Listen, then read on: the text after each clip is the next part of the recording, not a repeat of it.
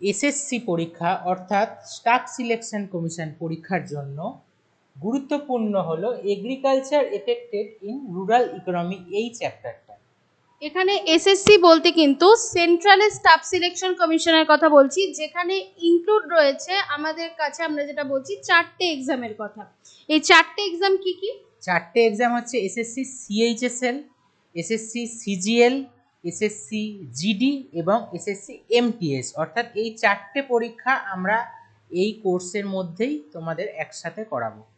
আচ্ছা, এবার দেখো এসএসসি জিডি কনস্টেবল যে পরীক্ষাটা, আমি একটা লাইন একটু বলে দিই তারপর স্যারকে দেবো। এসএসসি জিডি কনস্টেবল যে পরীক্ষাটা রয়েছে, যেটা নিয়ে তোমরা অনেকে বলো যে সিজিএস সিএইচএসএল বা এমটিএস এর সাথে কি ওটার প্রিপারেশনও করতে পারবো?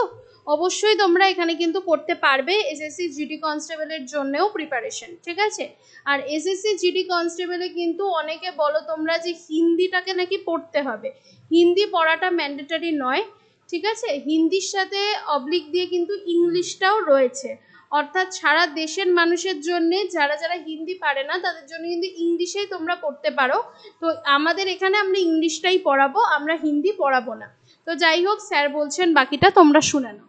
তো এসএসসি জিডিতে যেটা রয়েছে, এসএসসি জিডি এক্সাম দিয়ে কিন্তু আমাদের এখানে শরীফ বলে একটা ছেলে, সে কিন্তু এসএসসি জিডির পরীক্ষা দিয়ে বিএসএফে চাকরি পেয়েছে। তো তোমরা কিন্তু মন দিয়ে এইটা করবে, ঠিক আছে? তো hello students, welcome to note study. আমি তোমাদের সৌরজ্যোতি স্যার এবং আমি তোমাদের সৌমি ম্যাম।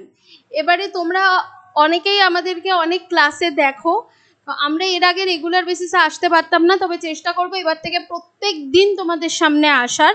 তার কারণ হলো যে তোমরা হয়তো আমাকে চেনো, স্যারকেও চেনো, তো আমাদের অনেক ব্যস্ততা থাকে যার কারণে করতে পারি না এবং তোমাদের সাথে সামনে আসতে পারি না সব সময়। তবে এইটুকু বলতে পারি যে তোমরা আমাদেরকে যা উপহার দিয়েছো তা আমরা সব সময় মানে আমাদের আনন্দে এবং গর্বে কিন্তু আমাদের মাথাটা সবসময় উঁচু হয়ে যায়।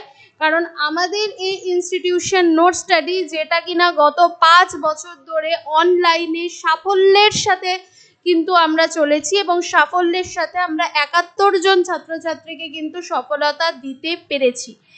এখন আমরা কিন্তু অফলাইনও শুরু করে দিয়েছি, অর্থাৎ অনলাইন এবং অফলাইন দুটোতেই আমরা আছি। অনলাইন আমরা সারা জীবনই থাকবো। তো এই যে অনলাইনে আমাদের অ্যাপের মাধ্যমে পড়াশুনো হয়, আগে আমাদের গুগল মিটে হতো একদম প্রথম দিকে 5 বছরের শুরুতে। এখন আমরা কিন্তু অনেক বছর ধরেই আমাদের অ্যাপেই পড়াশুনো করাচ্ছি এবং এর পরবর্তীতে আমরা আমাদের ওয়েবসাইটেও শুরু করে দেবো সব কিছু। তো একটা কথা তোমাদেরকে বলতে পারি, যদি ভালো করে পড়াশুনো করো, প্রত্যেকটা স্টুডেন্ট এখান থেকে কিন্তু পাশ করে বেরোনোর মতন ক্ষমতা রাখো। তোমাদের নিজেদের মধ্যেও সেই ক্ষমতা আছে এবং আমরাও তোমাদেরকে সেইভাবে কিন্তু তৈরি করানোর মতন ক্ষমতা রাখি। তার উদাহরণ হচ্ছে এই 71 জন ছাত্রছাত্রী। আজকে তোমাদেরকে এই 5 জনের গল্প বলবো। এই 5 জন ছাড়াও আরও কিন্তু 66 জন রয়েছে যাদের গল্প তোমরা অন্য আরেকদিন জানবে, কারণ সবার গল্প একদিনে বলা সম্ভব নয়। এই 5 জনের গল্প শোনো, বাকিদের কথাও কিন্তু বলবো। স্যার শুরু করছেন প্রথমে শুভদীপকে এবং প্রণয়কে দিয়ে, ওদের কথাটা শুনে নাও। তো প্রণয় প্রণয় এবং শুভদীপ, এরা দুজন কিন্তু গত বছর মানে শেষ বছর যে ক্লার্কশিপের এক্সামটা হয়েছিল, ক্লার্কশিপ 2019, ফর্ম বেরিয়েছিল 19-এ এবং এক্সামটা হয়েছে 20-তে। তো সেইটি ছিল আমাদের নোট স্টাডির প্রতিষ্ঠানের সবথেকে প্রথম ব্যাচ। সেই প্রথম ব্যাচ যেহেতু একটা অনলাইন ইনস্টিটিউট প্রথমবার এসেছে এবং তাকে তো সবাই বিশ্বাস করতে পারে না, কিন্তু আমাদের বিশ্বাস করে, তখন আমাদের অত টিচার ছিল না, সেখানে কিন্তু শুধুমাত্র সৌমি ম্যাম এই প্রতিষ্ঠানের ফাউন্ডার। উনি কিন্তু একমাত্র সব এক্সামের সব সাবজেক্টের জন্য উনি পড়াতেন। তো সেইখানে ব্যাচে আমাদের মাত্র 11 জন স্টুডেন্ট হয়েছিল। সেই 11 জন স্টুডেন্টের মধ্যে, হ্যাঁ 11 জন, মাত্র 11 জন, কারণ একদম প্রথম ব্যাচ, সেক্ষেত্রে কেউ নাম শোনেনি নোট স্টাডির অনলাইন প্ল্যাটফর্ম তার উপরে। তো 2019 সালে শুরু হয়েছিল, তখন 11 জন আমাদের ক্লার্কশিপের প্রথম ব্যাচে ভর্তি হয়েছে। তার মধ্যে থেকে 5 জন, 11 জনের মধ্যে থেকে 5 জন, অর্থাৎ বেশ ভালো রকম প্রায় 50%-এর কাছাকাছি স্টুডেন্ট পাস করেছে, হয়তো আরও কেউ পাস করেছে, সবার খবর আমরা পাইনি, যেহেতু অনলাইন প্ল্যাটফর্ম সবার খবর পাওয়া সম্ভব নয়। তো 5 জন পাস করেছে, তাদের মধ্যে শুভদীপ এবং প্রণয়, তারা আমাদের এই সাফল্যের মুখের যে ব্যানার সেখানে নাম তুলে নিতে পেরেছে। তো আজকের দিনের অংশীদার হয়েছে। এবং শুভদীপ এবং প্রণয়ের যে কিভাবে শুভদীপ এবং প্রণয় পাস করেছে এবং তাদের স্ট্রাগেলটা কিরম ছিল, তারা কিভাবে পাস করেছে, সেটার ব্যাপারে সৌমি ম্যাডাম ভালো করে বলবে, একটু মন দিয়ে শোনো, বেশিক্ষণ নেবেন না। আচ্ছা, একটা জিনিস শোনো, এই যে সাফল্যের গল্পগুলো, এগুলো শুনলে পরে কিন্তু তোমরাও নিজেদেরকে সেইভাবে তৈরি করতে পারবে। যার জন্যে কিন্তু শুভদীপ আমাদের ইউটিউব চ্যানেলে একদিন আমার সাথেই ও বসেছিল, বসে ও তোমাদেরকে আমি ওর একটা ইন্টারভিউ নিয়েছিলাম, আমারই স্টুডেন্ট সে, এবং সে কিন্তু বলেছিল যে সে কীভাবে পড়াশুনো করেছে, পারলে ওটা দেখে নেবে তোমরা। তো এই সাফল্যের গল্পগুলো কিন্তু এই কারণেই শোনা উচিত, যাতে তোমরাও কিন্তু সেই দিকে এগিয়ে যাও। শুভদীপ কিন্তু 2টো সরকারি চাকরি পেয়েছে, আমাদের এখান থেকে ক্লার্কশিপ পেয়েছে, আরেকটিও নিজের যোগ্যতাতেই পেয়েছে, হয়তো এই পড়াটাও কিছুটা ওর কাজে লেগেছে। এবং প্রণয় কিন্তু ক্লার্কশিপেই চাকরি করছে। সব থেকে বড় কথা আমি যেটা বলতে পারি, যে এখন আমাদের ইনস্টিটিউশনে গত কয়েক বছর ধরে কিন্তু আমাদের ইনস্টিটিউশনে প্রত্যেকটা বিষয়ের আলাদা আলাদা বিষয়ভিত্তিক শিক্ষক শিক্ষিকা রয়েছেন, এবং তার সাথে সাথে কিন্তু ডাব্লিউবিসিএস অফিসার মলয় স্যার, অভিষেক স্যার যুক্ত আছেন। আমাদের ইউটিউব চ্যানেলে গেলে তোমরা দেখতে পাবে ওনাদেরকে অনেক ভিডিওতে। এখন কিন্তু নতুন আমাদের সাথে যুক্ত হচ্ছেন জয়ন্ত স্যার, ঠিক আছে, ওনার সাথেও আমাদের কথা এগোচ্ছে, দেখা যাক তোমাদের সামনে হয়তো ওনাকেও আমরা পাবো বা আনতে পারবো। তো যেটাই আমি তোমাদেরকে বলবো, যে সেই সময় নোট স্টাডি একদম শুরু, এবং সেই সময়টাতে আমি তার আগে থেকে পড়িয়েছি, অনেকের কাছে পড়েছি, আমি একটা বড় ইনস্টিটিউশনের সাথে যুক্ত ছিলাম, এছাড়া আমি কিন্তু নিউজ চ্যানেলের সাথে যুক্ত ছিলাম, আর আমি সায়েন্স কিন্তু পড়াতাম, অ্যাকচুয়ালি আমি সায়েন্সের স্টুডেন্ট, তো সেই হিসাবে কিন্তু আমি তো সমস্ত সাবজেক্টে পারদর্শী নই, এবং আমি ডেসক্রিপটিভ বাংলা ইংলিশেও পারদর্শী নই, কিন্তু তারপরেও প্রথম ব্যাচ হিসেবে আমি তখন একা পড়িয়েছি, এবং প্রত্যেকটা ছেলে মেয়েকে আমি আমার নিজের সর্বস্ব ঢেলে দিয়ে আমি কিন্তু পড়াশুনোটা খেটেছি, ওরা প্রচণ্ড পরিশ্রম করেছে। আমি শুভদীপকে দেখেছি দিনের পর দিন, প্রণয়কে দেখেছি। শুভদীপ কিন্তু দিনের পর দিন আমাকে প্রচুর কোশ্চেন, দিনের মধ্যে 3বার 4বার করে ফোন করে মেসেজ করে, ম্যাডাম এটা চেক করে দিন, ম্যাডাম এটা একটু দেখে দিন কি হবে।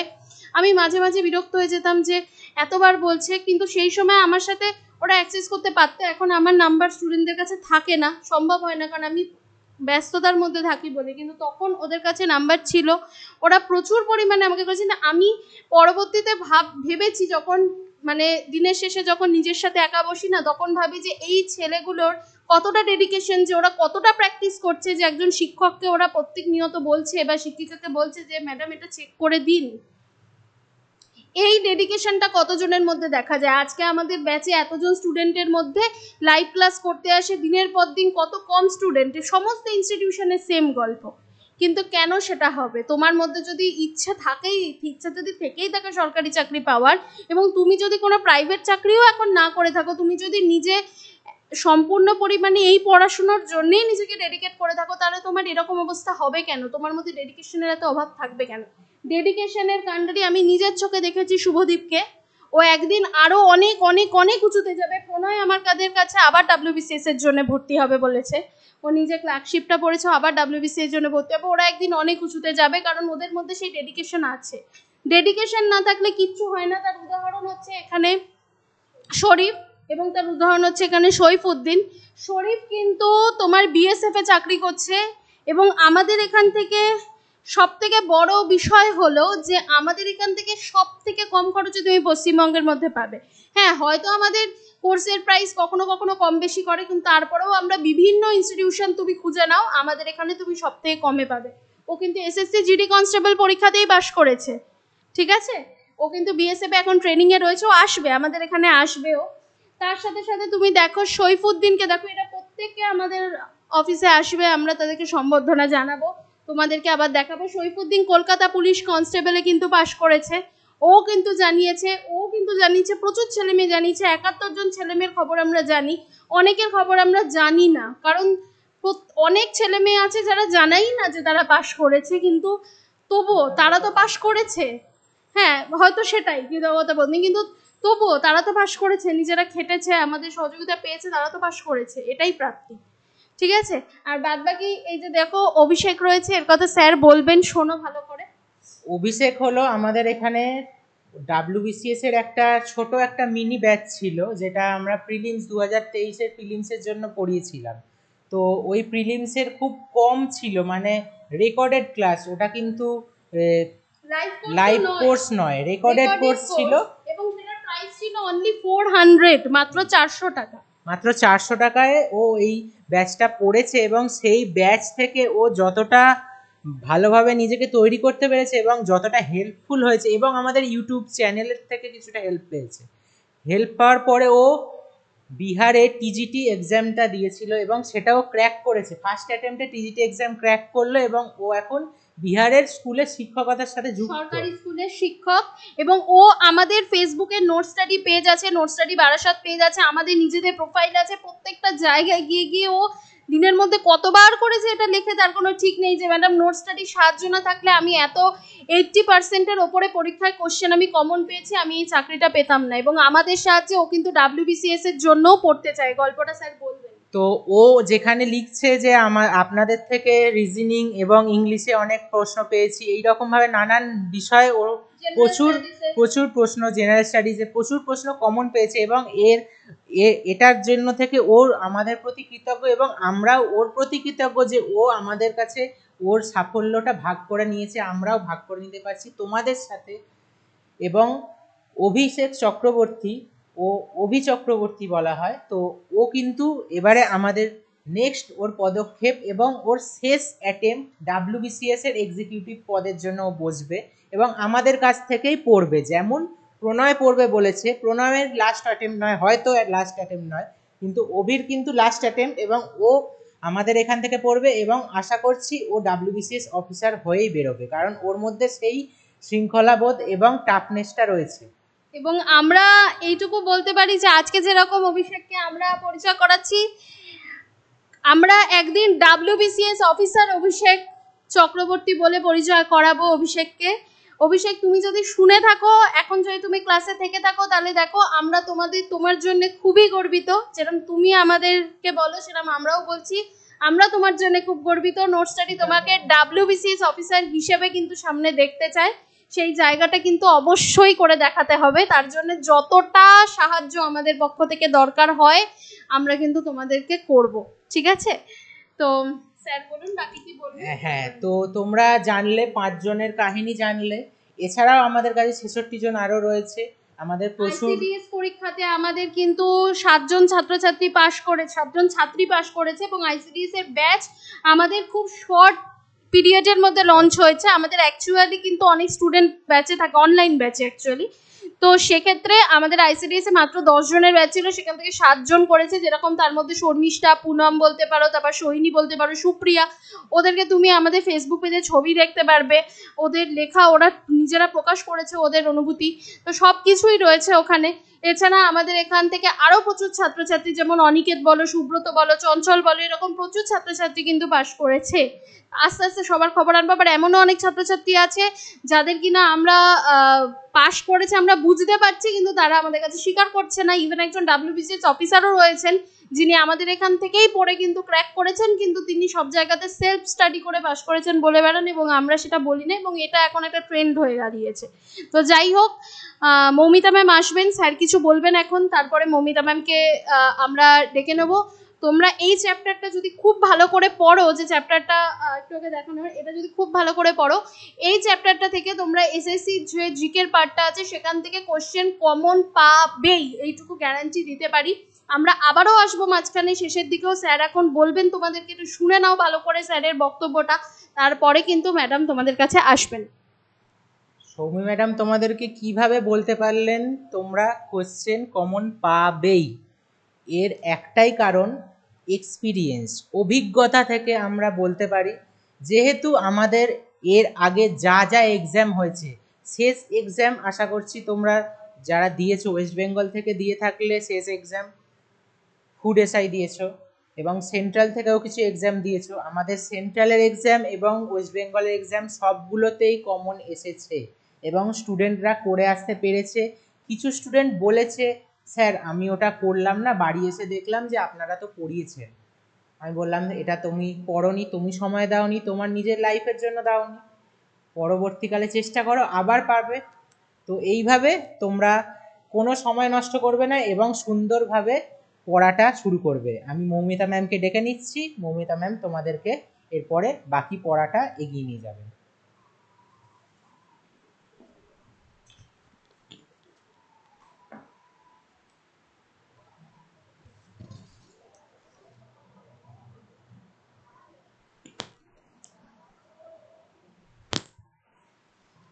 Hello students, welcome to Notestudy. নোটস্টাডিতে তোমাদের সবাইকে স্বাগত জানাচ্ছি।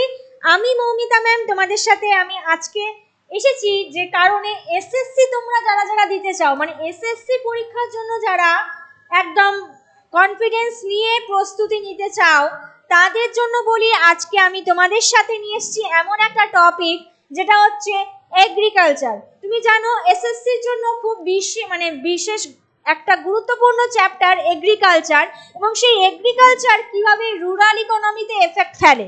মানে একটা গ্রামীণ অর্থনীতির মেন জীবিকা আমরা যদি বলি কৃষি, সেখানকার সাধারণ মানুষ কৃষিজীবী, তারা রাতভর পরিশ্রম করে তারা কিন্তু চাষ করে এবং সেখানে কৃষিকাজ করে, এবং সেই ফসল কিন্তু আমরা প্রত্যেকটা মানুষ ভোগ করি, তাই না?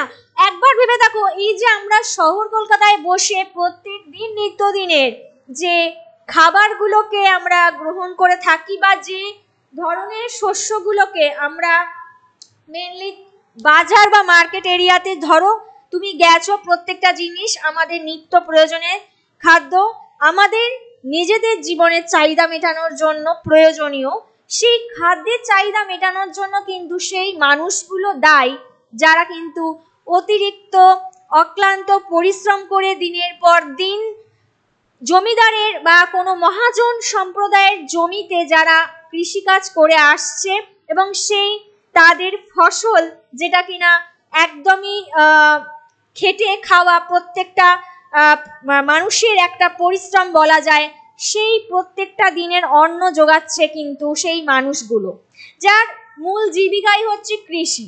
আর এই কৃষির ওপর বিশেষ করে জোর দিয়ে গ্রামীণ অর্থনীতিটা নির্ভর করে, যেমন শহুরে অর্থনীতি বিশেষ করে টারশিয়ারি অ্যাক্টিভিটিস, মানে যেটা আমরা বলি পরিষেবা ক্ষেত্র বলো, এবং তার সাথে সাথে কিন্তু ইন্ডাস্ট্রিয়াল সেক্টর তো রয়েছেই, এই দুটোর কিন্তু খুবই গুরুত্ব রয়েছে। আর গ্রামের দিকে যদি আমরা যাই একটু গ্রামীণ এলাকায়, তাহলে সেখানে কিন্তু বিঘের পর বিঘে জমি, এবং সেই জমিতেই ফসল ফলায় কৃষিজীবীরা, এবং তাদের মেন জীবিকাই হচ্ছে কিন্তু এই এগ্রিকালচার।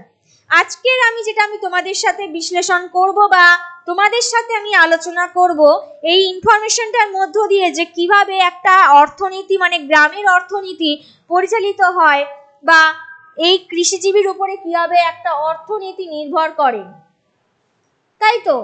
এবার এই যে যেটা কৃষিকাজ বা এগ্রিকালচার, সেটা সূত্রপাত হয়েছে কোথা থেকে? আমি যদি প্রাক ইতিহাস যুগে যাই, ইতিহাসে আমরা কতগুলো যুগ দেখতে পাচ্ছি? মোটামুটি 3 ধরনের। মানে প্রাগৈতিহাসিক যুগ তো রয়েছে, সেই প্রাগৈতিহাসিক যুগকে আবার সাব ডিভিশনে ভাগ করা যায়। এক তো নব্য প্রস্তর যুগ, মধ্যপ্রস্তর যুগ আর প্রাচীন প্রস্তর যুগ। এইবারে এই যে এগ্রিকালচারাল কাজটা, মানে এই যে কৃষিকাজ মানুষ কবে থেকে ঠিক শুরু করলো, কবে থেকে মানুষ কৃষি যন্ত্রপাতির প্রয়োগ করে একটা জমিকে কাজে লাগিয়ে সেইখানে শস্য উৎপাদন করতে শুরু করলো বা শিখলো, সেটা যদি বলো তাহলে প্রাক ঐতিহাসিক যুগের একদম শেষ পর্বে, যেটাকে বলা হয় নব্য প্রস্তর যুগ বা নিওলিথিক যুগ। তাহলে সামগ্রিকভাবে আমরা যদি জানি, এই ধারণা এগ্রিকালচারাল ধারণা বা কৃষিকাজের ধারণা সূত্রপাত হয় কোথা থেকে? না, নব্য প্রস্তর যুগ থেকে, যেখানে খামার উৎপাদন, টোটাল একটা কৃষিকাজে কৃষি শস্য যেখানে রাখা হয় একটা জায়গায় মজুত করে, সেই খামার উৎপাদনে কিন্তু ইন্ডিয়া এখন 2nd পজিশনে রয়েছে, ঠিক আছে, ভারতবর্ষ। এবং এখানে অর্থনৈতিক সমীক্ষা করে দেখা গেছে 2020-21 সালের বেসিসে এগ্রিকালচারের সাথে মানুষ যুক্ত রয়েছে কতটা? কত শতাংশ মানুষ কৃষিকাজের সাথে যুক্ত না? 50%-এরও বেশি মানুষ কিন্তু এই কৃষিকাজের সাথে যুক্ত, এবং সেটাও বলা গেছে 2020-21-এর সমীক্ষার ভিত্তিতে। এবং তার সাথে বলে রাখি, এই যে দেশের জিডিপি মানে আমরা জানি, তোমরা যারা অর্থনীতি নিয়ে পড়েছো, জিডিপি ফুল মিনিং হচ্ছে গ্রস ডোমেস্টিক প্রোডাক্ট, অর্থাৎ একটা দেশের মধ্যে যে টোটাল অভ্যন্তরীণ উৎপাদনটা হচ্ছে, মোট অভ্যন্তরীণ উৎপাদনটা যে একটা দেশের মধ্যে হচ্ছে, সেটাই হচ্ছে একটা দেশের গ্রস ডোমেস্টিক প্রোডাক্ট বা জিডিপি। সেখান থেকে কিন্তু ন্যাশনাল ইনকামটা আসে বা জাতীয় আয় উৎপন্ন হয়। এবার প্রশ্ন হতে পারে, এই জিডিপির কতটা পার্সেন্টেজ এগ্রিকালচারাল সেক্টরে আসে, বা এগ্রিকালচার সেক্টর থেকে কতটা পার্সেন্টেজ জিডিপি ইন্ডিয়াতে অবদান রয়েছে? তাহলে বলবো 20.2%। তাহলে এইটুকু মানে এই অংশটুকু, যেই ফার্স্ট স্লাইডটা আমি তোমাদের সাথে রেখেছি সামনে, সেখান থেকে প্রশ্ন হচ্ছে এগ্রিকালচারালের যে কনসেপ্টটা সেটা আসছে কোথা থেকে, কোন সময় থেকে শুরু হয়েছে? প্রাক ইতিহাস যুগের নব্যপ্রস্তর যুগ থেকে, বা যেটা নিওলিথিক যুগ বলা হয়। নেক্সট হচ্ছে ভারতীয় খামার উৎপাদনে ইন্ডিয়া এখন কোন পজিশনে রয়েছে? সেকেন্ড পজিশনে।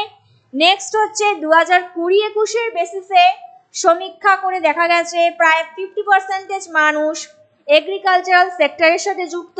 অ্যান্ড লাস্ট পয়েন্ট হচ্ছে জিডিপি, দেশের মোট অভ্যন্তরীণ উৎপাদনের কৃষিকাজ থেকে আসছে কিন্তু কত শতাংশ? 20.2%। তো নেক্সট যাচ্ছি। আচ্ছা, এখানে আমি ইংলিশ আর বেঙ্গলি বোথ ল্যাঙ্গুয়েজেই আমি নোট দিয়ে রেখেছি, তো কোনো অসুবিধা হবে না। তো নেক্সট যাই, ভারতীয় কৃষির জিডিপি উৎপাদন মানে যেটা গ্রস ডোমেস্টিক প্রোডাক্টিভিটি, সেটা কতটা হচ্ছে?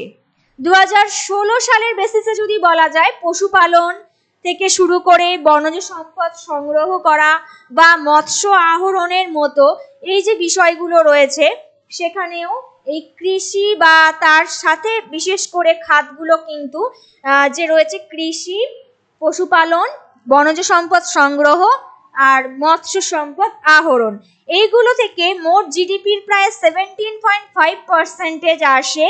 আর তার জন্য 2020 সালে কিন্তু এই প্রত্যেকটা বিষয়ে কতটা পার্সেন্টেজ শ্রমশক্তি দায়ী রয়েছে বা এর সাথে যুক্ত রয়েছে শ্রমশক্তি যদি বলা যায়, সেটা হচ্ছে 41.49%, মানে অ্যাপ্রক্সিমেট 42%-এর মতো মানুষ কিন্তু এই কটা বিষয়ের সাথে বা এই কটা জীবিকার সাথে নিজেদের যুক্ত করতে সক্ষম হয়েছে।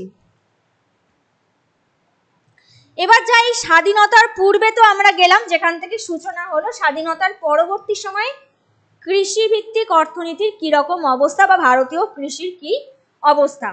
পরবর্তী আধুনিক যুগেও কিছু এরকম স্থবিরতা ছিল জানো, কারণ অনেক কিছু আন্দোলন, মুভমেন্ট, তার সাথে সাথে একটা পরিবর্তন, আমূল পরিবর্তন এবং সবুজ বিপ্লবের কিছু প্রভাব, এই প্রত্যেকটার স্থবিরতা সত্ত্বেও স্বাধীন ভারতবর্ষ একটা ব্যাপক রকমের কৃষি কর্মসূচি গড়ে তুলতে পেরেছে।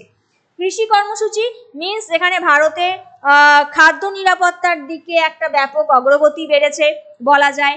খাদ্যশস্য উৎপাদনটা বেড়েছে অনেক গুণ, সেখানে পূর্বে যেরকম ছিল স্বাধীনতার পূর্বে, স্বাধীনতার পরবর্তী সময় আধুনিক ভারতবর্ষে বিজ্ঞান আর প্রযুক্তির ছোঁয়ায় সেখানে কৃষিতে কিছু উদ্ভাবন, নতুন উদ্ভাবন, পরিবর্তন, যেটা একটা খাদ্যশস্যের উৎপাদন বৃদ্ধি করেছে যেমন, তেমনি খাদ্য নিরাপত্তা মানে যেটা আমরা ফুড সিকিউরিটি বলে থাকি, সেইটার দিককেও কিন্তু অনেকটা জোর দিয়েছে বা একটা গুরুত্ব আরোপ করেছে বলা যায়। তার সাথে মাথাপিছু খাদ্যশস্য কিন্তু যথেষ্ট পরিমাণে সহজলভ্য খাদ্যশস্য, যেটা ইজিলি গ্রেইন করা যাচ্ছে, সেই রকমের যে ফুড গ্রেইনসগুলো রয়েছে সেগুলো কিন্তু অনেকটাই বেড়েছে বলা যায় বা বৃদ্ধিপ্রাপ্ত হয়েছে পূর্বের অবস্থার থেকে। এটা আমি বললাম যেটা হচ্ছে স্বাধীনতার পরবর্তী সময় ভারতীয় কৃষির যে অবস্থা।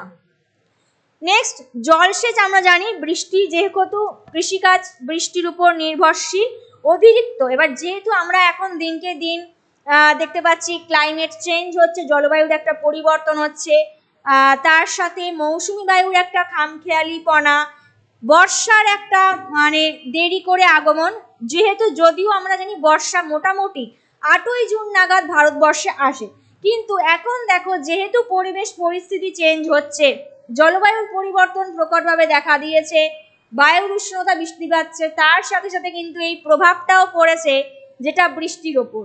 যেখানে এখন এখন এই মুহূর্তে দাঁড়িয়ে তোমরা যদি জানো ভালো করে, যদি যারা খবর পড়ে থাকো বা যদি সম্প্রতি বিষয়গুলোর সাথে জেনে থাকো, তাহলে দেখবে উত্তরবঙ্গে কিন্তু এখন ভারী থেকে অতি ভারী বৃষ্টি, আর এই দক্ষিণবঙ্গে দাঁড়িয়ে আমরা যেখানে আছি সেখানে একটা তাপপ্রবাহ চলছে। এই যে ক্লাইমেট চেঞ্জ, একদিকে প্রবল বৃষ্টি যেখানে বন্যা হয়েই যাচ্ছে, আবার আরেক দিকে রয়েছে সেখানে দিনের পর দিন বৃষ্টি নেই বা বৃষ্টির এই অনিশ্চয়তা দেরি করে আসছে। এই প্রভাবটা কিন্তু পরে কিসের ওপরে? কৃষিকাজের ওপরে। যেহেতু দেখবে এতদিন বৃষ্টি নেই, তারপরে যদি দেখো সবজির দামটা কিন্তু বেশি করে বাড়ে, কারণ সেখানে হবেই, বৃষ্টির উপর তো নির্ভর করে চাষবাস নির্ভর করে না, কৃষিকাজ নির্ভর করে। আবার স্বাভাবিক বেশি বৃষ্টি হলেও জমির পর জমি ভেসে যায়, বন্যায় প্লাবিত হয়ে যায়। তো ভারতীয় সেচের অবকাঠামোর মধ্যে রয়েছে নদীর থেকে বড় বা ছোট খালের নেটওয়ার্ক, জলসেচ, মানে যেসব এখন বৃষ্টি ছাড়াও জলসেচ ব্যবস্থা, যেটা কৃষিকাজের ক্ষেত্রে কিন্তু খুবই গুরুত্বে পড়ে। বৃষ্টির ওয়েদার ছাড়া আমরা যদি জানি জলসেচ ব্যবস্থা, যেখানে বিভিন্ন ছোট বড় খালগুলোকে একটা নেটওয়ার্কের মাধ্যমে সংযোগ করা হয়, সেটা নদীর থেকে বড়।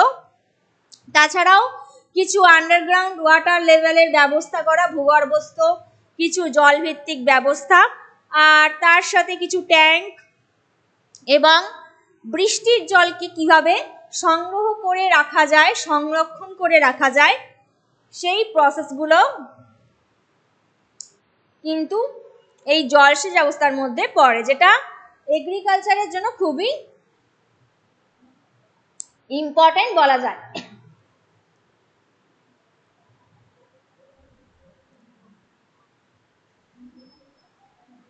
এবার আমরা আসি জৈব কৃষি। জৈব উৎপাদন, যেটা জৈব কৃষি বলতে কি বোঝায় না, যে কৃষি পদ্ধতিতে জৈব সার ব্যবহার করা হয়, কোনো রকম কোনো রাসায়নিক সার বা কোনো রকম কোনো সিনথেটিক সার সেখানে ইউজ করা হয় না, সেই এগ্রিকালচারাল প্রসেসটাকে বলা হয় জৈব কৃষি।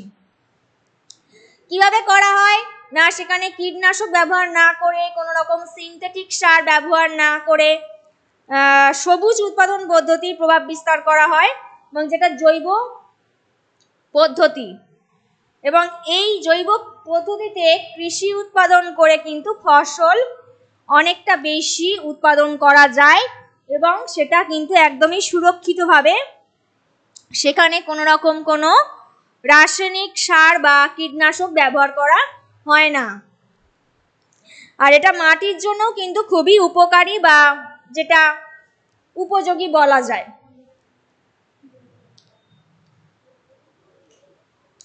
নেক্সট হচ্ছে কৃষিভিত্তিক শিল্প। প্রধানত কৃষিক্ষেত্রে ব্যাপক বৃদ্ধি দেখেছে, যেখানে দেশটিতে একটা এই বিভিন্ন কৃষির উপর নির্ভর করে, কৃষি শস্যের উপর নির্ভর করে একটা শিল্প গড়ে উঠেছে। যেমন চিনি বা আখ উৎপাদনকে কেন্দ্র করে চিনি শিল্প, পাটকে কেন্দ্র করে পাট শিল্প, কার্পাসকে কেন্দ্র করে কার্পাস বস্ত্রবায়ন শিল্প, বিভিন্ন কৃষিভিত্তিক শিল্প, যেটা একটা কৃষিজ অর্থনীতিকে এগিয়ে নিতে সাহায্য করে বা অগ্রগতিতে সহায়তা করে, এবং যেটা কিন্তু রুরাল ইকোনমির জন্য খুবই গুরুত্বপূর্ণ কৃষিভিত্তিক শিল্প। ঠিক আছে, নেক্সট হচ্ছে কৃষির তাহলে কি গুরুত্ব রয়েছে।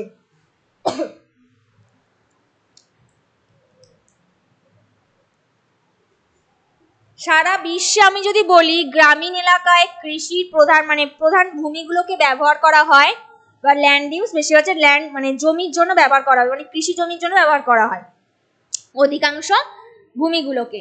ঠিক আছে, এবং এলাকার কাজ প্রধান উপাদানই হচ্ছে কি কৃষিকাজ। এবার কৃষিকাজের এই যাবতীয় ক্রিয়াকলাপ, এই মৌলিক ফ্যাব্রিক তৈরি করা, কর্মসংস্থান, কৃষি থেকে একটা কর্মসংস্থানের সুযোগ, তার সাথে সাথে ব্যবসা, কৃষিভিত্তিক শিল্পের প্রসার ঘটানো, গ্রামীণ অঞ্চলের সামগ্রিক পরিবেশের গুণমান বজায় রাখা, হ্যাঁ, গ্রামীণ অঞ্চলের সামগ্রিক একটা অবস্থার পরিবর্তন, অর্থনীতির পরিবর্তন ইত্যাদির ক্ষেত্রে কিন্তু কৃষির গুরুত্বটা অনেকটা। তাহলে ভূমির ব্যবহার, তার সাথে সাথে রয়েছে গ্রামীণ জীবনের কর্মসংস্থান সৃষ্টি, ব্যবসার সুযোগ, গ্রামীণ পরিকাঠামো আর গ্রামীণ সামগ্রিক অবস্থার পরিবর্তন।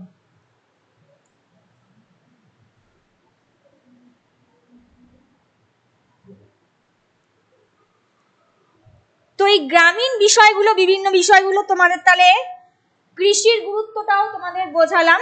এবারে স্যার আর ম্যাডাম তোমাদের উদ্দেশ্যে কিছু বলবেন, একটু শুনে নাও।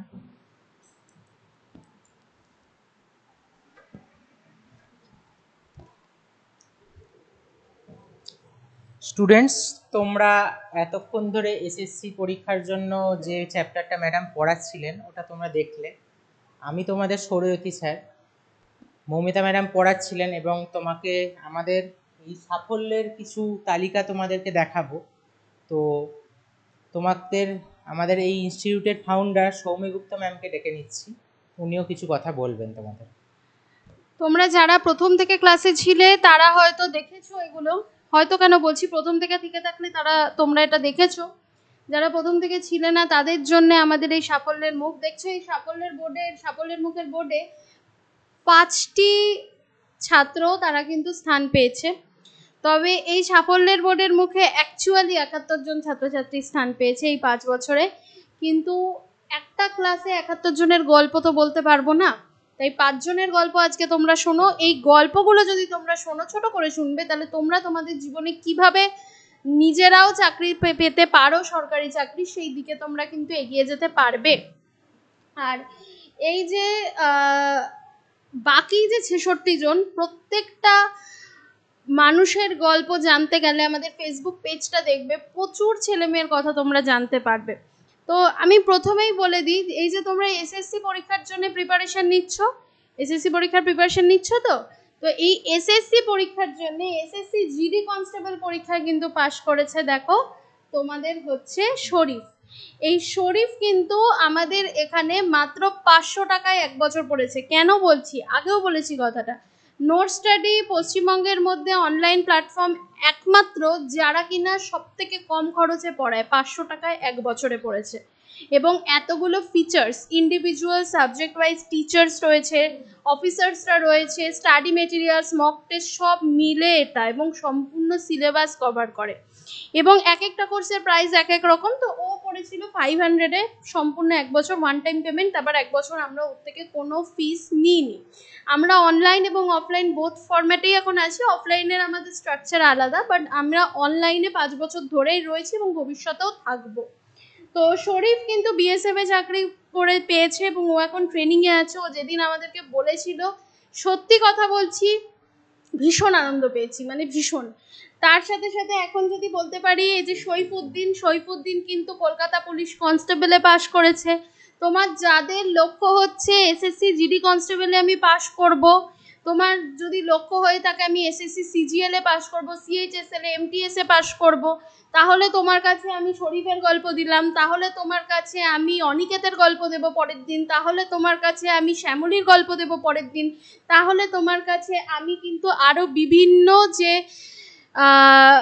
মানে মানুষজন রয়েছে, সুপ্রিয়ার গল্প দেব, যে কিনা সুপ্রিয়ার কথা তুমি যদি দেখো আমাদের ওখানে কিন্তু রয়েছে, আমাদের ফেসবুকে ওর ছবি রয়েছে। তোমার কাছে আমি শর্মিষ্ঠার গল্প দেব, শর্মিষ্ঠার স্টোরি রয়েছে কিন্তু। তোমার কাছে আমি পুলকের গল্প দেব, পুলকের ছবি রয়েছে। তোমার কাছে শ্যামলীর ছবি রয়েছে, প্রত্যেকের ছবি রয়েছে, পুনমের ছবি রয়েছে। এই প্রত্যেকটা ছেলে মেয়ের ছবি কিন্তু আমাদের সোশ্যাল মিডিয়াতে তোমরা পেয়ে যাবে। এবং এরা ছাড়াও আরো প্রচুর ছেলে মেয়ে আছে যারা কিন্তু সাফল্য পেয়েছে, তারা বলেনি, ঠিক আছে? তো অনেকে বলেনি, যারা বলেনি তারা তাদের ব্যাপার, কিন্তু এই 71 জন তো বলেছে। বাকিদের গল্পগুলো শুনে নাও স্যারের কাছ থেকে। এছাড়া তোমাদের সেন্ট্রালের যেহেতু পরীক্ষা দিচ্ছ, তো সেন্ট্রালের একটা পরীক্ষা মধ্যে তোমাকে শরীফকে দেখালো হলো। সেন্ট্রালের পরীক্ষা আরও অনেক স্টুডেন্ট আছে যারা সেন্ট্রালের পরীক্ষায় পাশ করেছে। এছাড়া আমাদের রাজ্য সরকারি কিছু পরীক্ষা, যেটা ক্লার্কশিপ, একখানা খুব গুরুত্বপূর্ণ পরীক্ষা, খুব কাছেই আসছে। যারা এসএসসির প্রিপারেশান নিচ্ছ তারা ক্লার্কশিপের প্রিপারেশানও নিতে পারো। তো সেই ক্লার্কশিপের প্রিপারেশানের জন্য এর আগের বছর যে 2019-এর যে ক্লার্কশিপ এক্সামটা 2020 সালে হয়েছিল, পরীক্ষাটার মেমোরেন্ডাম ছিল 2019, কিন্তু এক্সামটা হয়েছিল 20 সালে। তো সেটা হচ্ছে আমাদের নোট স্টাডি প্রতিষ্ঠানের একদম প্রথম, একদম ফাউন্ডেশন সময়কার ব্যাচ। সেই ব্যাচে মাত্র 11 জন স্টুডেন্ট ছিল, মাত্র 11 জন স্টুডেন্ট। তার মধ্যে আমরা 5 জনকে বার করতে পেরেছি সাফল্য হিসেবে। তো সেই 5 জনের মধ্যে, এই 5 জন নয়, এরা তো অন্যান্য রয়েছে এক্সামে, সেই 5 জনের মধ্যে থেকে আমরা 2 জনকে তুলে এনেছি, প্রণয় মালাকার এবং আরেকজন হচ্ছে শুভদীপ মণ্ডল। তো শুভদীপ দাস অন্য এক্সামে কেপিতে, তো শুভদীপ মণ্ডল এবং প্রণয় মালাকার, এরা দুজনে পাশ করেছে। এরা এখন শুভদীপ হাওড়া কোর্টে কাজ করে, ও আরও একটা এক্সাম ক্র্যাক করেছে এবং ও হাওড়া কোর্টে এখন দেখতেই পাচ্ছে অফিস বাবুর মতন দেখতে লাগছে।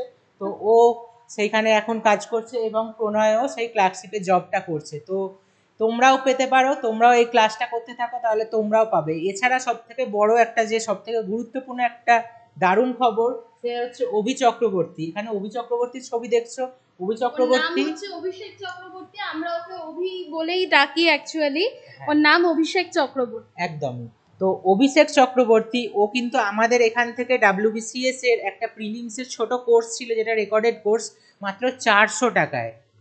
শরীফ পড়েছে 500 টাকায়, অভিষেক পড়েছে 400 টাকায়। ও ওই 400 টাকার কোর্সটা, রেকর্ডেড কোর্স পড়ে সে কিন্তু একটা বড়, যেটা বিহারে, মানে আমাদের পাশের রাজ্য বিহারের থেকে ও টিজিটি এক্সামে পরীক্ষায় পাশ করে সে একটা সরকারি স্কুলের শিক্ষকতার সাথে যুক্ত হয়েছে।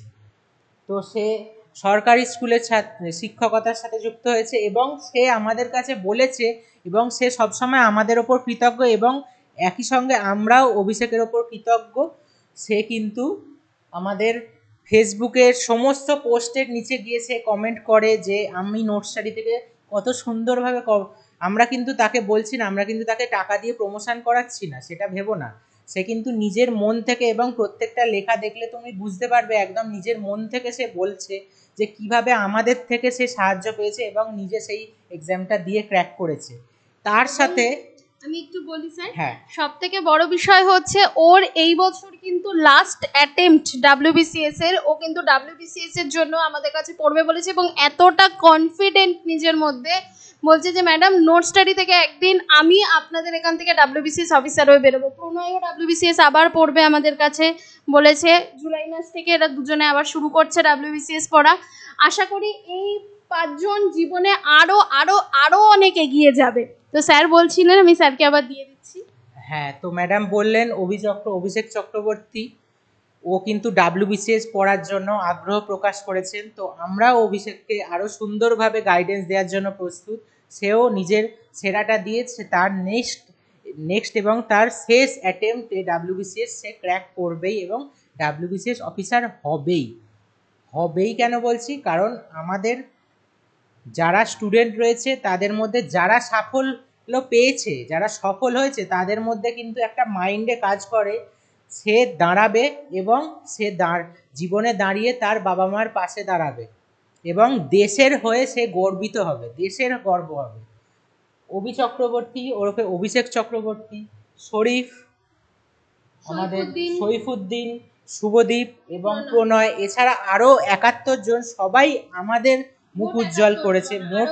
মোট আরও 66 জন, টোটাল 71 জন মোট, এরা আমাদের মুখ উজ্জ্বল করেছে এবং তাদের নিজেদের পরিবারের মুখ উজ্জ্বল করেছে। এবং আরও একটা কথা বলে দিই যে আমাদের এখান থেকে একজন WBCS অফিসারও কিন্তু এর আগে, আমি বলছি নাম বলবো না, উনি কিন্তু বিভিন্ন জায়গাতে ইন্টারভিউ দিয়েছেন যে উনি সেলফ স্টাডি করে পেয়েছেন, বাট উনি আমাদের ব্যাচেরই স্টুডেন্ট ছিলেন। একদিন হয়তো সেটাও প্রকাশ্যে আনবো, এখন বলছি না। তো এরকম অনেক ছাত্রছাত্রী রয়েছে যারা বলে না, তাদের ব্যাপার। দেখো, একটা স্টুডেন্টের সাফল্য নির্ভর করে 70% তার ওপরে বা 80% তার ওপরে, 20 বা 30% ইনস্টিটিউশনের ওপরে। বাট সেই 20 বা 30%-এরও যদি আমরা অংশীদার হতে পারি, তার জন্য কিন্তু আমরা চেষ্টা করে যাই প্রতিনিয়ত। আমাদের ফেসবুক পেজে গেলে তোমরা প্রচুর ছাত্রছাত্রীকে কিন্তু দেখতে পাবে ঠিক এইভাবেই।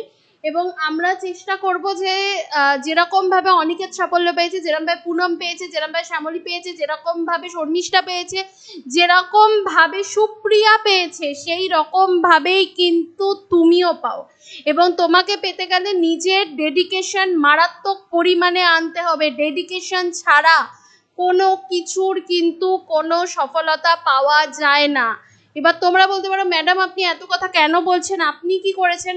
শোনো, আমি কিন্তু নিজে দীর্ঘ এতগুলো বছর ধরে শিক্ষকতার সাথে আছি। এর আগে আমি একটি স্বনামধন্য প্রতিষ্ঠানের সাথে পড়ানোর সাথেও যুক্ত ছিলাম। এছাড়া আমি নিউজ চ্যানেলের সাথে যুক্ত ছিলাম। এছাড়া আমি কিন্তু নিজে এলপি পরীক্ষা ক্র্যাক করেছি, মানে টায়ার 1 টায়ার 2, যেটা আমার মালদা জোনের হয়ে আমি পরীক্ষা দিয়েছিলাম। দুর্গাপুরে আমার মেইনসের সিট ছিল। আমি সমস্ত কিছু কিন্তু মানে ক্র্যাক করার পরেও আমি মেডিকেলে যাইনি, এবং আমি চাকরি করা আমার মেন্টালিটি নয়, আমি চাকরি করব না। সেটা আমি ইউপিএসসির পেলেও, আমি আইএএস অফিসারের পত্র যদি কেউ আমাকে হাতে এসে ধরিয়েও দিয়ে যায় কিছু, সেটা তো সম্ভব নয়, তাহলেও আমি কিন্তু সেই খামটাকে অস্বীকার করব, কারণ চাকরি আমি করতে চাই না। কিন্তু তোমার যদি মেন্টালিটি থেকে থাকে যে তুমি সরকারি চাকরিরত একজন মানুষ হতে পারো বা হতে হবে তোমাকে, তাহলে তোমাকে কিন্তু এই রুলসগুলো ফলো করতে হবে। জীবনের প্রত্যেকটা ক্ষেত্রে সফল হওয়ার জন্য ডেডিকেশন প্রয়োজন। বিরাট কোহলির ডেডিকেশনটা একটু দেখে নেবে। আজকে তিনি কিন্তু হঠাৎ করে বিরাট কোহলি হয়ে যাননি। বিরাট কোহলি কিন্তু একদিনে জন্মায় না। বিরাট কোহলি ছোট থেকে বড় হয়ে আস্তে আস্তে তার সেই স্ট্রাগলটার মাধ্যমে জন্ম নেয় একজন বিরাট কোহলি। তো সেই জায়গাটাকে নিজেকে তৈরি করতে গেলে তোমাকেও কিন্তু সেই ডেডিকেশনটাকে নিজের মধ্যে আনতে হবে। সেই ডেডিকেশন না আনলে জীবনে কোনো ক্ষেত্রেই কিন্তু সফল হতে পারবে না, কোনো ক্ষেত্রেই না। এবং জীবনে একটা পরীক্ষাকেই জীবনের মাপকাঠি ভেবে নেবে না। এই একটা পরীক্ষা ছাড়াও আরো প্রচুর কিছু আছে, প্রচুর পরীক্ষা আছে তোমাকে জীবনে সাফল্যের দিকে নিয়ে যাওয়ার। সেই জায়গাটাতে এগিয়ে যাও। এবং এখন ম্যাডামকে আমি ডেকে নেবো, ম্যাডাম তোমাদেরকে বাকিটা করাবেন, তারপরে আমি আসবো, স্যারও আসবেন। বাদ বাকি সমস্ত আরও কিছু বলবো যে কিভাবে তোমরা এই পরীক্ষাতে করতে পারো, তার একটা ছক কষে দেবো যে কি স্ট্র্যাটেজিতে তোমরা পড়তে পারো। ঠিক আছে? তো স্যার আপনি কিছু যদি বলেন তো বলে দিন, তারপরে আমরা ম্যাডামকে দিয়ে দিচ্ছি। হ্যাঁ, তো আমার মোটামুটি সবটা বলাই হয়ে গেছে। এরপরে আবার আমি এসে পড়বো, কারণ তোমাদের ক্লাসের মধ্যে কিছুটা ইন্টারাকশন হয়ে গেল। তো তোমরা প্রিপারেশান নিতে থাকো, ম্যাডামের থেকে কিছু প্রশ্ন উত্তর অথবা কিছু পড়াবেন আরও, সেটা করতে থাকো। ম্যাডাম আপনি আসুন।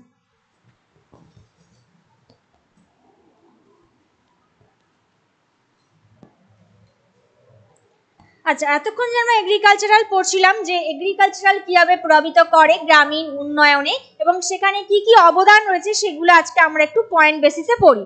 প্রথমে হচ্ছে গ্রামীণ কর্মসংস্থান। দেখো, গ্রামের প্রত্যেকটা মানুষ যারা মানে কৃষিজীবী, তারা তো কৃষিকাজের সঙ্গে যুক্ত, খামার উৎপাদনের সাথে যুক্ত, কোনোভাবে মৎস্য আহরণে বা কোনোভাবে বনজ সম্পদ সংগ্রহে, তো কোনো না কোনোভাবে সেইভাবে যুক্ত।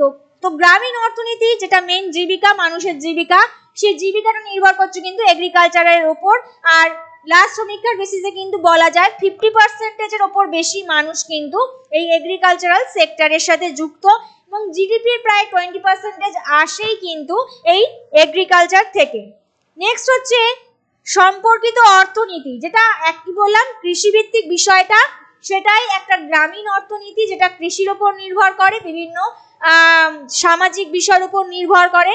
এবং গ্রামের আর যে 5টা যে কার্যাবলী রয়েছে, সেখানে মৎস্য সংগ্রহ করা, বনজ সম্পদ আহরণ করা ইত্যাদি বিষয়গুলোও কিন্তু নির্ভর করে টোটাল একটা রুরাল ডেভেলপমেন্টে।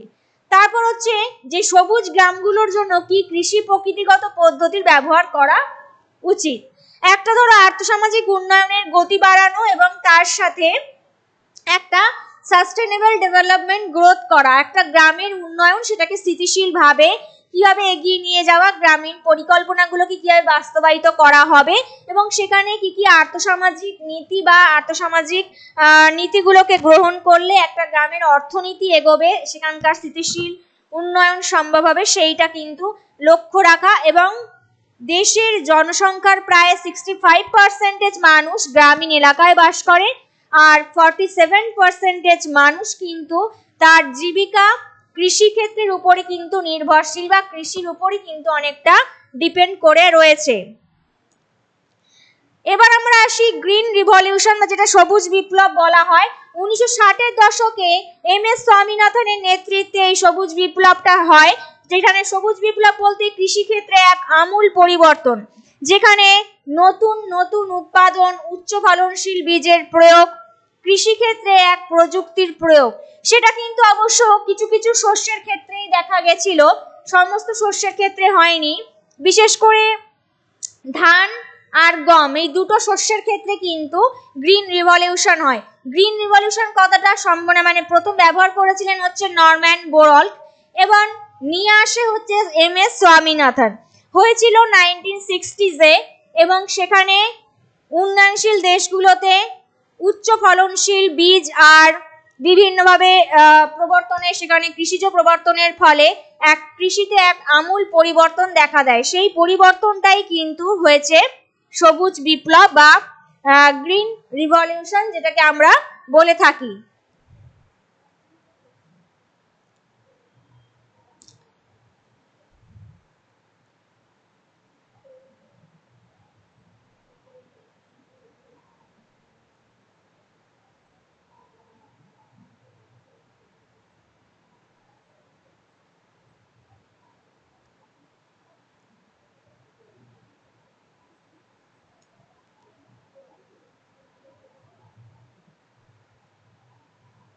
আচ্ছা, এবার আমরা জানবো সবুজ বিপ্লব হলো যেখানে কৃষিজ সম্পর্কে আর কি কি প্রশ্ন আসে, এগ্রিকালচারাল ইকোনমিক থেকে কি কি প্রশ্ন আসতে পারে এই পার্টের থেকে।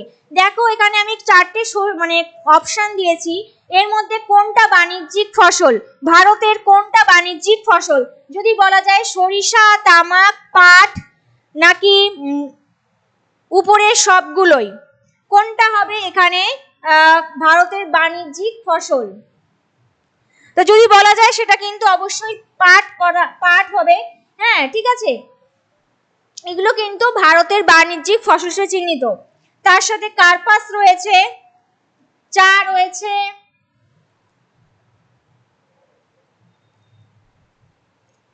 নেক্সট হচ্ছে ভারতের কোন রাজ্যে সব থেকে বেশি পরিমাণে ডাল উৎপন্ন হয়, মহারাষ্ট্রে, উত্তরপ্রদেশে না মধ্যপ্রদেশে? যদি সব থেকে হাইয়েস্ট বলো তাহলে কিন্তু প্রথমেই নাম আসে মধ্যপ্রদেশ। ঠিক আছে, প্রথমেই কিন্তু মধ্যপ্রদেশ যেটা কিনা সব থেকে বেশি ডাল উৎপন্ন হয়। তারপরে আছে উত্তরপ্রদেশ, তারপর মহারাষ্ট্র, এইসব স্টেটগুলো কিন্তু পরপর আসছে। প্রথমেই মনে পড়বে মধ্যপ্রদেশ, এটা কিন্তু সব থেকে বেশি ডাল উৎপন্ন হয়।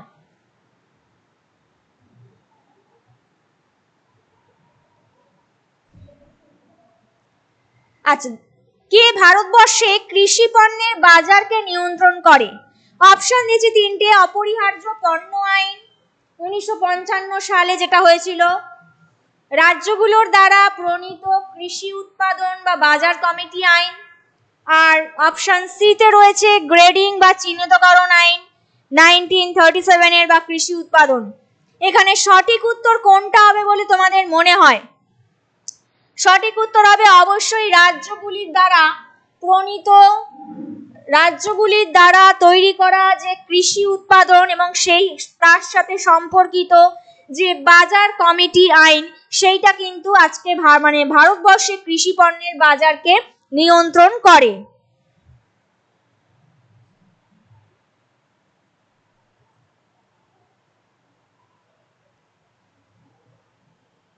আচ্ছা, এখন স্যার ম্যাডাম তোমাদের উদ্দেশ্যে কিছু বলবেন, একটু শুনে নাও।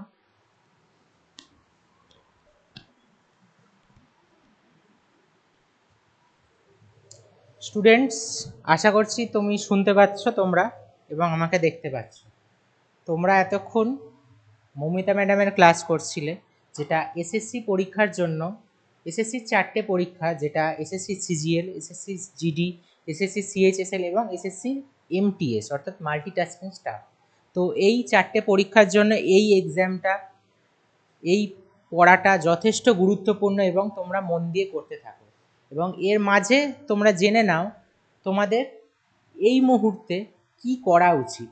তার জন্য সেটা ভালো করে বলার জন্য, ভালো করে বোঝানোর জন্য তোমাদের সামনে ডেকে নিচ্ছি আমাদের ইনস্টিটিউট, অর্থাৎ তোমরা যারা যেখানে ক্লাসটা দেখছো, নোট স্টাডির ফাউন্ডার সৌমিগুপ্ত ম্যাডামকে। ম্যাডাম আসুন এবং আপনি বুঝিয়ে দিন ছাত্রছাত্রীরা কিভাবে পড়তে পারে। তো তো তোমরা প্রত্যেকে দেখতে পাচ্ছ এই পেজটা রয়েছে, এই পেজটার মধ্যে দেখো ওপরে আমি লিখে দিয়েছি যে এই মুহূর্তে তোমাদের কি করা উচিত। তো এটার মানে কি, মানে হচ্ছে এসএসসি যে সিজিএল, সিএইচএসএল, এমটিএস, জিডি বলো, এগুলোর জন্যে তোমরা ঠিক কিভাবে পড়বে, কি স্ট্র্যাটেজি হওয়া উচিত, ঠিক কিভাবে নিজেকে রেডি করবে, এই প্রত্যেকটা বিষয়ের বলতে পারো একটা তোমাকে ছক আমি করে দেবো, একটা জিস্ট আমি তোমাকে করে দেবো। তো প্রথমে তুমি যেটা দেখো যে দেখো এসএসসি সিজিএল বলো, এসএসসি সিএইচএসএল বলো, এমটিএস বলো, জিডি বলো, তোমাকে কিন্তু এই 4টে সাবজেক্ট অবশ্যই কিন্তু পড়তে হবে। সেটা হচ্ছে ম্যাথ, তোমাকে করতে হবে জিআই, তোমাকে ইংলিশ করতে হবে এবং তোমাকে জিকে করতে হবে। জিকের মধ্যে সিএটাও কিন্তু ইনক্লুডেড থাকে, ওই জন্য জিকে স্ল্যাশ দিয়ে সিএ লেখা থাকে। এবার দেখো তোমরা বলতে পারো যে আপনি ম্যাডাম এটা বলছেন কিন্তু আমার জিডির ক্ষেত্রে তো হিন্দি লাগে। তো আমি এটা শুরুতেই বলেছি, এখন আবার বলছি, জিডির ক্ষেত্রে হিন্দি লাগে এরকম কোনো ব্যাপার নেই, এটা ল্যাঙ্গুয়েজের ওপর ডিপেন্ড করে। ল্যাঙ্গুয়েজ দুটো, হিন্দি এবং ইংলিশ দেওয়া রয়েছে সিলেবাসে, তুমি কিন্তু ইংলিশেও কিন্তু তুমি দিতে পারো। তো ইংলিশ ল্যাঙ্গুয়েজটার ওপরেই কিন্তু তোমার এখানে আমি করাবো, মানে করানো হবে। এবার দেখো ম্যাথ, জিআই, ইংলিশ আর জিকে সিএ। এবার ম্যাথটা তুমি কি কি করবে, আমি তোমাকে একটা কথা বলছি, এসএসসি কিন্তু একটা সেন্ট্রালের এক্সাম। সেন্ট্রালের এক্সামের ক্ষেত্রে কিন্তু তোমার যে কোশ্চেনের প্যাটার্ন, সেই কোশ্চেনের প্যাটার্ন কিন্তু যথেষ্ট ঠিকঠাক হয়, যথেষ্ট ভালো হয়। এবং বিশেষ করে তুমি যদি সিজিএল এর জন্য প্রিপারেশন নেওয়া স্টুডেন্ট হয়ে থাকো, তুমি জানো যে তোমাকে যখন টায়ার 1 তুমি দেবে এবং তারপর যখন তুমি টায়ার 2তে যাবে, তোমাকে কি লেভেলের ম্যাথ আসবে, সেটার জন্য তোমার কনসেপ্ট কিন্তু প্রচণ্ড পরিমাণে ভালো হওয়া প্রয়োজন, তাহলেই তুমি কিন্তু ম্যাথটা ভালো করে করতে পারবে।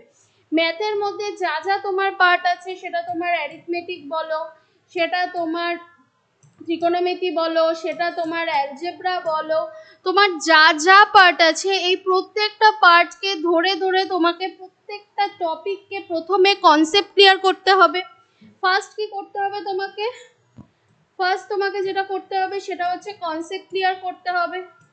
অ্যান্ড নেক্সট তোমাকে যেটা করতে হবে সেটা হচ্ছে এটা থেকে খুব ভালো মানে স্ট্যান্ডার্ডের অঙ্ক, প্রথমে ইজি থেকে শুরু করে তারপরে তোমাকে স্ট্যান্ডার্ড অঙ্কর দিকে যেতে হবে, ঠিক আছে? অর্থাৎ ফার্স্ট ইজি টু দেন স্ট্যান্ডার্ডের দিকে তোমাকে যেতে হবে। অ্যান্ড ফাইনালি হচ্ছে তোমাকে স্পিড আনতে হবে, স্পিড অ্যান্ড অ্যাকিউরেসি তোমাকে কিন্তু করতে হবে, স্পিডের সাথে কিন্তু অ্যাকিউরেসি, ঠিক আছে?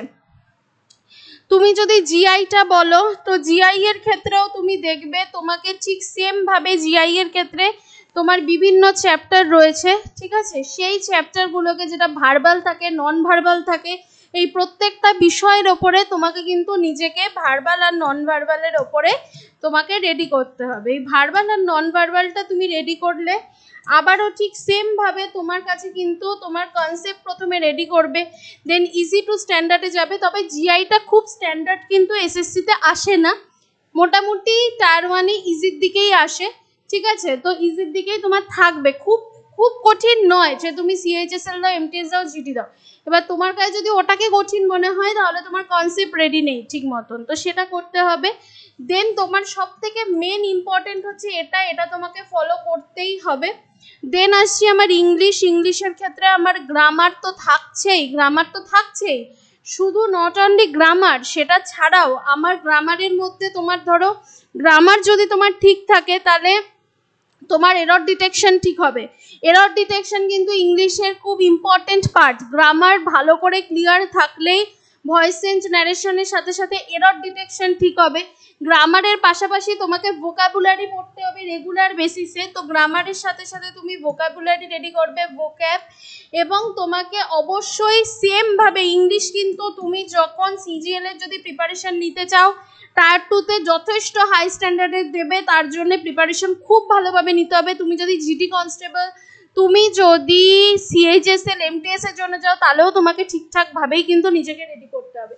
আর জিকে আর সি এর জন্য আমি কিন্তু অলরেডি আগেও বলে দিয়েছি, সি এর একটা নির্দিষ্ট রুলস আছে, সেই স্ট্র্যাটেজি ওয়াইজ যদি তুমি পড়ো তাহলে তুমি সিএ কিন্তু কমন পেতে পারো, ঠিক আছে। আর তার সাথে তুমি জিকে, এবার জিকের মধ্যে অনেক পার্ট আছে, হিস্ট্রি, জিওগ্রাফি বলো, সায়েন্স বলো, পলিটি, মানে প্রত্যেকটা বিষয়ের মধ্য থেকে ছোট ছোট ছোট ছোট কোশ্চেন আছে। তুমি কি বলতে পারো যে কোনটা আসে? তোমার সিলেবাসের প্রত্যেকটা বিষয়কেই কিন্তু ইকুয়াল ইম্পর্টেন্সই পড়তে হবে, কারণ কাট অফে তুমি যদি কিছু সামান্য মানে পয়েন্ট নাম্বারের জন্য পিছিয়ে যাও তাহলে তুমি কিন্তু কাট অফটা ক্লিয়ার করবে না। তো এই লড়াইটা, এই যুদ্ধটা কিন্তু গোটা দেশের মধ্যে হচ্ছে, শুধুমাত্র তোমার রাজ্যের মধ্যে হচ্ছে না। কাজেই তোমাকে সেই জায়গাটাকে নিজেকে সেভাবেই তৈরি করতে হবে। এবং তার সাথে সাথে যেটা সব থেকে আগে প্রয়োজন সেটা হচ্ছে স্পিড। আমি কেন এই কথাগুলো বারবার বলছি, এবার তুমি একটা কথা আগে বলে দিই যে প্রিভিয়াস ইয়ারের কোশ্চেন সলভ করা অত্যন্ত গুরুত্বপূর্ণ, সেটা কিন্তু করতেই হবে। তার সাথে সাথে নতুন প্যাটার্ন কিন্তু সলভ করে যেতে হবে, নতুন প্যাটার্ন তোমাকে সলভ করতে হবে, বেসটাকে ক্লিয়ার করতে হবে। এবার এই স্পিড আর অ্যাকিউরেসি কোথা থেকে আসবে সেটা আমি বলে দিই প্রথমে। স্পিড আর অ্যাকিউরেসি তোমার আসবে হচ্ছে মক টেস্ট থেকে। তোমাকে প্রচুর পরিমাণে মক টেস্ট দিতে হবে, মক টেস্ট দিতে হবে, টাইম সহ মক টেস্ট দিতে হবে।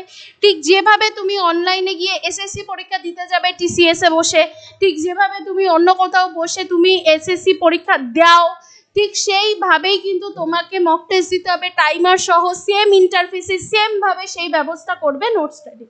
নোট স্টাডিতে তুমি যদি আমাদের কাছে পড়ো তাহলে তুমি আমাদের কাছ থেকে ফ্রি ব্যাচে পড়ো, পেইড ব্যাচে পড়ো, যেটাতেই পড়ো, ফ্রিতেও আমাদের অ্যাপে কিছু মক টেস্ট রয়েছে। বাট আমরা পেইড কোর্সের মধ্যে কিন্তু প্রচুর মক টেস্ট রাখি, যেটা কিনা পুরোপুরিভাবে আমাদের এসএসসির যে ফুল যে সাবজেক্ট ওয়াইজ, চ্যাপ্টার ওয়াইজ এবং ফুল মার্কসের ওপরে, প্রত্যেকটা এক্সামের এই 4টে এক্সামের ওপরে ফুল যে সেম ইন্টারফেসের ওপরে, তুমি যেভাবে টিসিএস এ পরীক্ষা দাও ঠিক সেম ইন্টারফেসের ওপরেই তোমার পরীক্ষা হবে।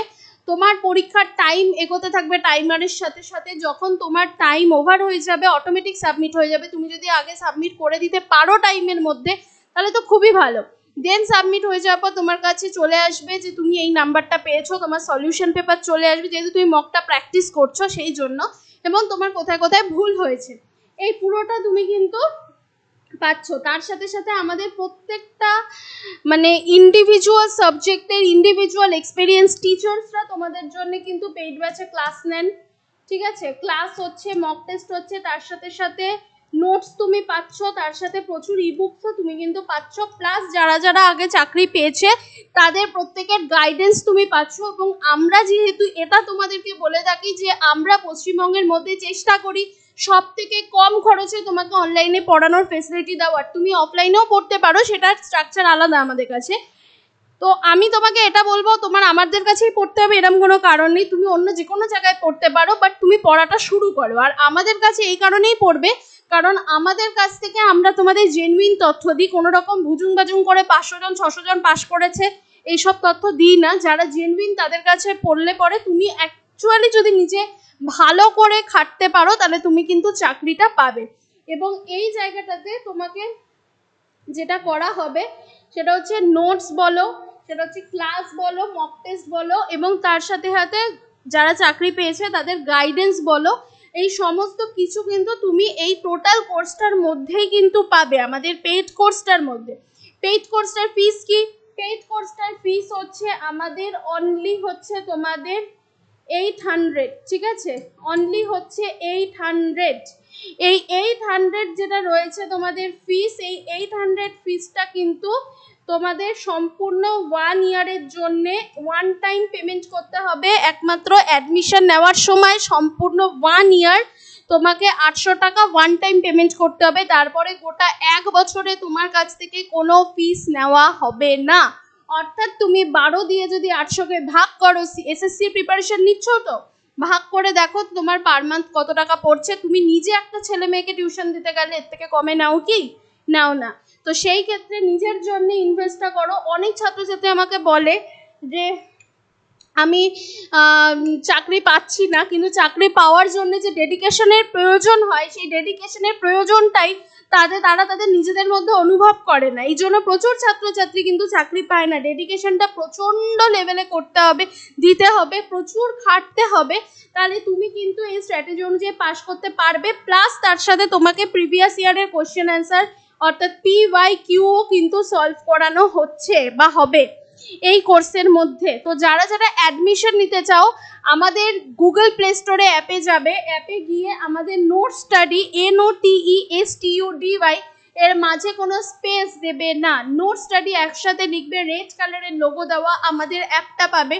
ওই অ্যাপটাকে ডাউনলোড করে নিয়ে ওখান থেকে অ্যাডমিশন নিতে পারো। কোনো গাইডেন্স চাইলে যে অ্যাডমিশন নিতে সমস্যা হচ্ছে বা অ্যাপটাকে খুঁজে পাচ্ছি কোনো সমস্যা আমি বুঝতে পারছি না, তাহলে নিচে দেখো ডেস্ক, এখানটাতে দেখো নিচ দিয়ে তোমাদের একটা হোয়াটসঅ্যাপ নাম্বার বা ফোন নাম্বার, যেটাই তুমি ক্ষেত্রে ইউজ করতে পারো, নাম্বারটাকে হোয়াটসঅ্যাপ করো বা ফোন করো, করে জেনে নাও।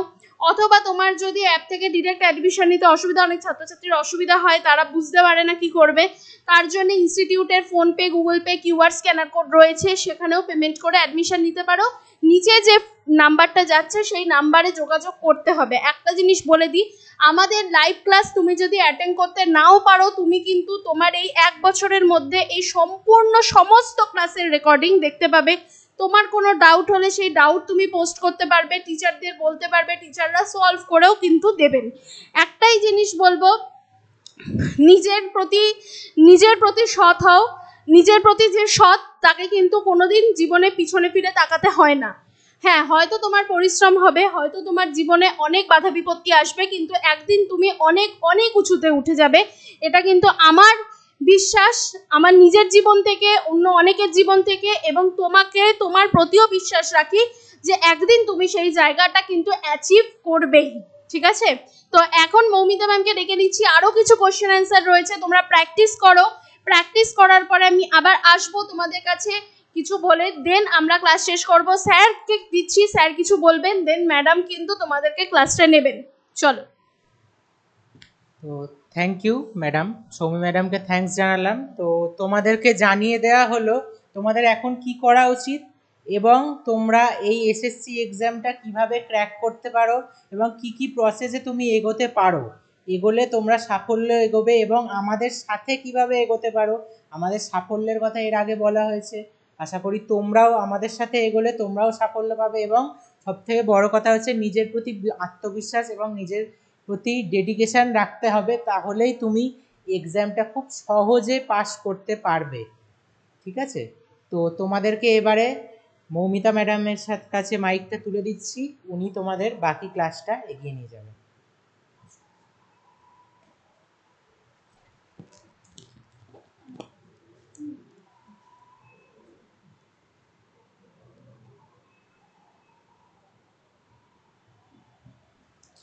আচ্ছা, নেক্সট কোশ্চেনে যাই। যেটা বলা হচ্ছিল, ভারতবর্ষে দেখো সারা বছর বৃষ্টিপাত হয় না বলে কৃষিকাজ কিসের ওপর নির্ভর করে? মৌসুমী বৃষ্টি, শীতকালীন বৃষ্টি, না জলসেচ? যেটা আমি এর আগেও বললাম, যেহেতু ক্লাইমেট চেঞ্জ হচ্ছে এর প্রভাব কিন্তু বৃষ্টির একটা অনিশ্চয়তা বা মৌসুমী বৃষ্টির একটা অনিশ্চয়তা দেখতে পাওয়া যায়।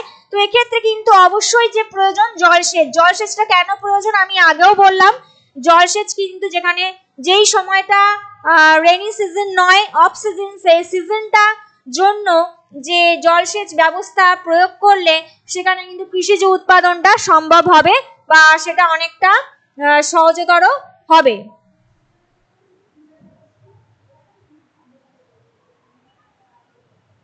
নেক্সট হচ্ছে, যেসব ফসল থেকে আঁশ বা তন্তু পাওয়া যায় তাদের কি ফসল বলা হয়? খাদ্য ফসল, পান, আঁশযুক্ত ফসল, না তন্তু ফসল?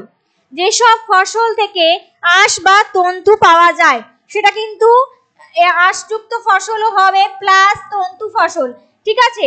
আঁশ পাওয়া যায় বা তন্তু পাওয়া যায় সেটা হচ্ছে তন্তু ফসল। যেমন হচ্ছে কার্পাস, কথা আমরা বলতে পারি কার্পাস, যেটা আমরা কার্পাস বস্ত্রবায়ন শিল্প সেটাকে উদ্যোগ করে তৈরি করা হয়েছে কার্পাস। যেটা কিন্তু একটা তন্তু বিশিষ্ট ফসল বা আঁশযুক্ত একটা ফসল। ঠিক আছে?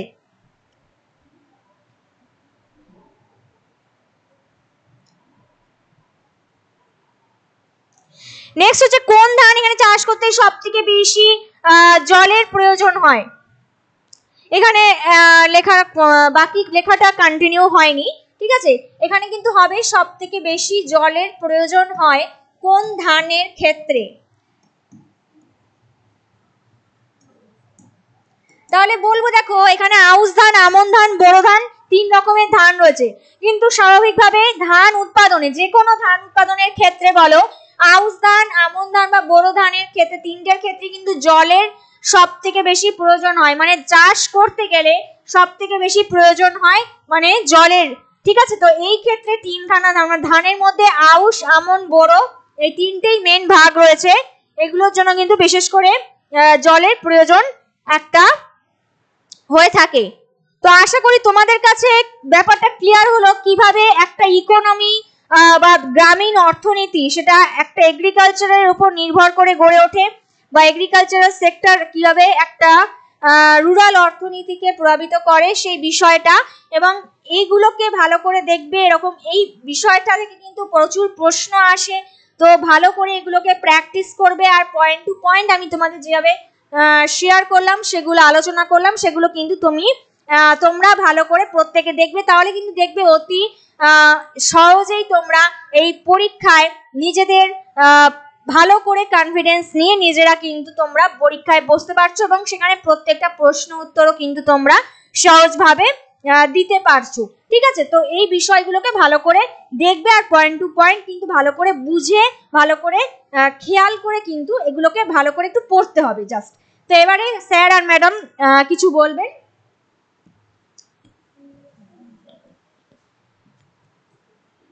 স্টুডেন্টস, তোমরা দেখলে কিভাবে ম্যাডাম তোমাদের ক্লাস করালো এবং তোমাদের agriculture affected in rural area, rural economy. তো এই ক্লাসটা তোমরা করে বুঝতে পারলে কিভাবে তোমাদের এসএসসি পরীক্ষায় ক্লাসগুলো আসে। তো এইভাবে তোমরা ক্লাস করতে থাকবে এবং তোমরা আমাদের সাফল্যের তালিকাটাও দেখে নিয়েছো। আশা করি কারা কারা সাফল্য পেয়েছে, কারা কারা আমাদের থেকে সফল হয়েছে। তো আশা করি এবার তোমরাও সফল হবে এবং এইভাবে তোমরা এগিয়ে চলো। আমি সৌরজ্যোতি দে, আমার সাথে রয়েছেন সৌমিগুপ্ত ম্যাডাম এবং তার সাথে রয়েছেন মৌমিতা ম্যাডাম। তো সবাই মিলে তোমাদের জন্য জানাই একটা শুভকামনা, এবং ম্যাডাম একটা লাস্ট কথা বলবেন। এবং আচ্ছা, প্রত্যেককে বলছি, যারা যারা ক্লাসে আছো, যারা যারা আমাদের পেইড ব্যাচে অলরেডি আছো, যারা যারা আমাদের ব্যাচে নেই, যারা যারা ব্যাচে ভর্তি হয় ভাবছো, বা যারা যারা ভাবছো না, প্রত্যেকের জন্যই বলছি, আমাদের পক্ষ থেকে প্রত্যেকের জন্য বেস্ট অফ লাক। একটা কথাই বলতে পারি যে জীবনে যেটাই করো নিজের মনটাকে ফলো করবে। তোমার যদি সত্যিকারের মন হয়ে থাকে সরকারি চাকরি পাওয়ার, তবেই কিন্তু এটার জন্য পড়ো। অনেকে কিন্তু বাবা মার চাপে পড়ে, দয়া করে সেটা করো না, কারণ সেটা করলে তোমার মধ্যে ডেডিকেশন থাকবে না। আর যদি তোমার মধ্যে সেই ডেডিকেশন না থেকে থাকে, তাহলে বুঝতে হবে যে অ্যাকচুয়ালি তোমার মধ্যে প্যাশনটা নেই। আর যদি তোমার মধ্যে সত্যিকারের সেই নিজের মন থেকে ইচ্ছে হয়ে থাকে, তাহলে প্যাশন তোমার মধ্যে থেকে, তোমার সেই ডেডিকেশন তোমার মধ্যে থেকে এমনি বেরিয়ে আসবে। ঠিক আছে, তো তার জন্য তোমাকে বারবার করে বলতে হবে না। একটা জিনিস মাথায় রেখো, জীবনে কিন্তু কখনো মানে তুমি যদি খুব বিপদে পড়ো, একমাত্র মা বাবা তোমার পাশে থাকবে। হয়তো তোমার ভবিষ্যতে তোমার জীবনসঙ্গী তোমার পাশে থাকবে, অনেক সময় সেই জীবনসঙ্গীরাও কিন্তু থাকে না, মা বাবা থেকে যান, কিন্তু সেই মা বাবাকে কিন্তু একটা সময় তোমাকে কিন্তু তাদেরকেও কিন্তু সেই গর্বের জায়গাটা করে তুলতে হবে। তাদেরও বয়স হচ্ছে, তারা ইয়ং বয়সে তোমাদেরকে কিন্তু নিজের জীবনটাকে স্যাক্রিফাইস করেছেন। এবার তোমার পালা, তোমাকে নিজেকে তাদেরকে গর্বিত করার মাধ্যমে তোমাকে নিজেকে চেষ্টা করতে হবে যে তাদেরকে তোমরা একটা সুন্দর জীবন যাতে দিতে পারো। আর সেই সুন্দর জীবনটা কিন্তু এমনি এমনি আসবে না। সুন্দর জীবন আনার জন্য অনেক কষ্ট করতে হয়, অনেক স্যাক্রিফাইস করতে হয়, এবং সেটা আনন্দের সাথে কষ্টটা করতে হয়, আনন্দের সাথে কষ্ট। এবং আনন্দের সাথে কষ্টটা তখনই আসবে যখন সেটা তোমার মন থেকে হবে। অনেক কথা বললাম, হয়তো অনেকের জ্ঞান মনে হবে, হয়তো অনেকে ভালোভাবে নেবে, যেটাই মনে হোক না কেন, তোমাদের ভালোর জন্যই বললাম। ভালো করে পড়াশুনো করো এবং অবশ্যই জীবনে অনেক অনেক সাকসেসফুল হও। Best of luck.